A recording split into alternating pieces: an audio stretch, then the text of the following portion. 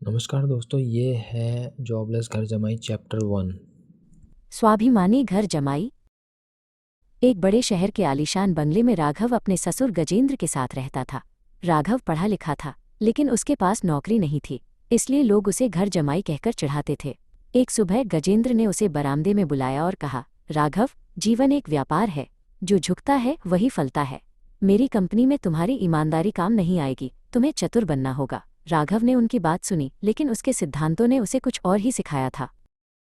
शाम को राघव उदास बैठा था, तभी उसकी पत्नी अनन्या चाय लेकर आई।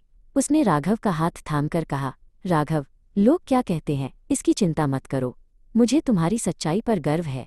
चाहे हम गरीब रहें, पर हमें अपनी आत्मा नहीं बेचनी। अनन्या की बातों ने राघव के मन में एक नई रोशनी भर दी। उसने ठान लिया कि वो किसी भी गलत काम का हिस्सा नहीं बनेगा।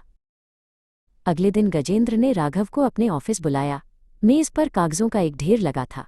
गजेंद्र ने एक फाइल राघव की तरफ बढ़ाई और धीमी आवाज में कहा, इन टैक्स के कागजों पर हस्ताक्षर कर दो।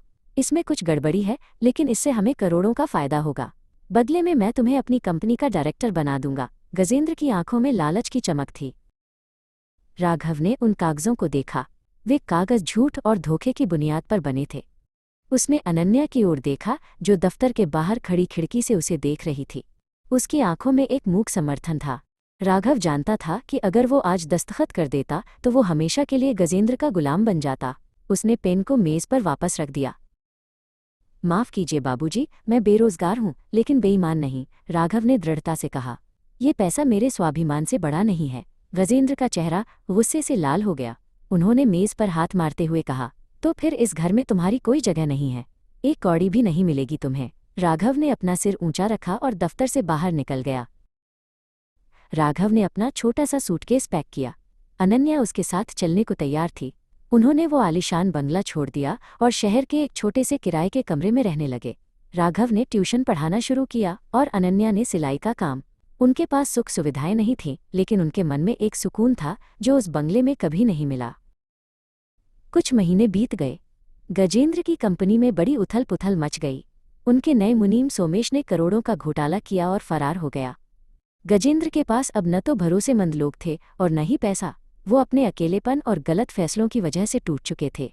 उन्हें हर पल राघव की याद आती थी, जिसकी ईमानदारी को उन्होंने ठुकरा दिया था। एक रात अनन्या अपने पिता से मिलने बंगले पर गई।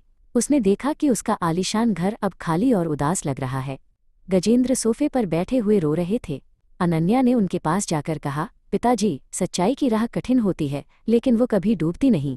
राघव आज भी आपकी इज्जत करता है। गजेंद्र को अपनी गलती का एहसास हुआ। अगले दिन गजेंद्र राघव के छोटे से घर पहुंचे। उन्होंने राघव को एक छोटे से डेस्क पर बच्चों को पढ़ाते देखा। गजेंद्र की आंखों में गर्व था।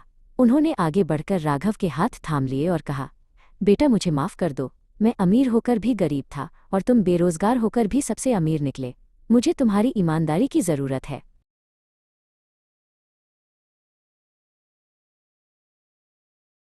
गजेंद्र ने अपनी सारी जायदाद और कंपनी का प्रबंधन राघव को सौंपने का निर्णय लिया। राघव अब घर जमाई नहीं, बल्कि उस साम्राज्य का रक्षक था। उसने कंपनी को ईमानदारी से चलाया और अनन्या के साथ मिलकर एक नया इतिहास रचा। अब दुनिया उसे एक बेरोजगार इंसान नहीं, बल्कि स्वाभिमान की मिसाल के रूप में जानती थी।